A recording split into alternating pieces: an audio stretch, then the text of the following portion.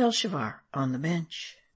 Now Medea was king of Odo, and from the simplicity of his manners hitherto, and his easy frank demeanour toward ourselves, had we foolishly doubted that fact, no scepticism could have survived an illustration of it, which this very day we witnessed at noon. For at high noon Medea was wont to don his dignity with his symbols of state, and sit on his judgment divan or throne, to hear and try all causes brought before him, and fulminate his royal decrees. This divan was elevated at one end of a spacious arbor, formed by an avenue of regal palms, which in brave state held aloft their majestic canopy.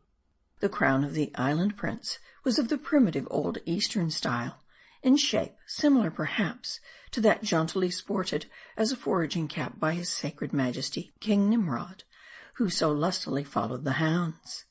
It was a plaited turban of red tapa, radiated by the pointed and polished white bones of the rayfish.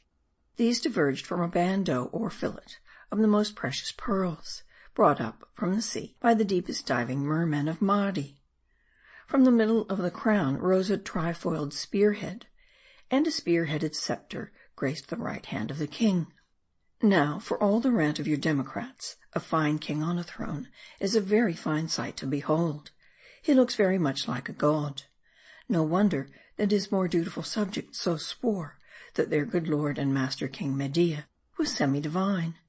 A king on his throne, believe me, ye Gracchi, ye Acephali, ye levellers, it is something worth seeing, be sure, whether beheld at Babylon the Tremendous, when Nebuchadnezzar was crowned, at Old Scone in the days of Macbeth, at Rheims among Oriflamme at the coronation of Louis le Grand, at Westminster Abbey, when the gentlemanly George doffed his beaver for a diadem, or under the soft shade of palm trees on an isle in the sea. Man lording it over man, man kneeling to man, is a spectacle that Gabriel might well travel hitherward to behold, for never did he behold it in heaven. But Darius, giving laws to the Medes and the Persians, or to the conqueror of Bactria, with King Cattle yoked to his car, was not a whit more sublime than Beau Brummel magnificently ringing for his valet. A king on his throne, it is Jupiter nodding in the councils of Olympus, Satan seen among the coronets in hell. A king on his throne, it is the sun over a mountain, the sun over law-giving Sinai, the sun in our system, planets, duke-like, dancing attendants, and baronial satellites in waiting. A king on his throne, after all, but a gentleman seated, and thus sat the good lord, King Medea. Time passed, and after trying and dismissing several minor affairs, King Medea called for certain witnesses to testify concerning one Jeromo, a foolhardy wight, who had been silly enough to plot against the majesty now sitting judge and jury upon him.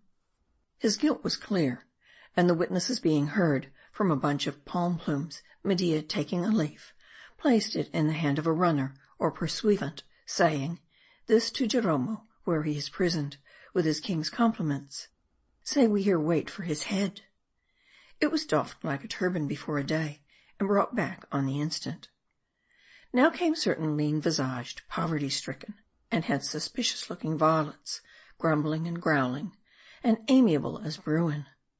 They came muttering some wild jargon about bulwarks, bulkheads, cofferdams, safeguards, noble characters, shields and palladiums, great and glorious birthrights, and other unintelligible gibberish.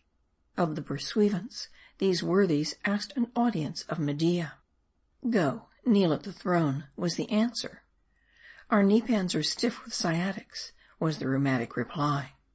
"An artifice to keep on your legs," said the pursuivants. And advancing they salaamed, and told Medea the excuse of those sour-looking varlets, whereupon my lord commanded them down on their marrow-bones instanter, either before him or the headsman, whichsoever they pleased. They preferred the former, and as they there kneeled, in vain did men with sharp ears, who abound in all courts, prick their auriculars, to list to that strange crackling and firing off of bone balls and sockets, ever incident to the genuflections of rheumatic careers. In a row then, these self-same knee-pans did kneel before the king, who eyed them as eagles in air do goslings on dunghills, or hunters, hounds crouching round their calves. Your prayer, said Medea. It was a petition that thereafter all differences between man and man in ode, together with all alleged offences against the state, might be tried by 12 good men and true. These 12 to be unobnoxious to the party or parties concerned, their peers, and previously unbiased touching the matter at issue. Furthermore, that unanimity in these 12 should be indispensable to a verdict, and no dinner be vouchsafed till unanimity came. Loud and long laughed King Medea in scorn. This be your judge, he cried, swaying his scepter. What? Are 12 wise men more wise than one? Or will 12 fools put together make one sage? Are 12 honest men more honest than one? Or 12 knaves less knavish than one? And if of 12 men 3 be fools, and 3 wise, 3 knaves, and 3 upright, how obtain real unanimity from such? But if 12 judges be better than one, then are 1,200 better than 12? But take the whole populace for a judge, and you will long wait for a unanimous verdict.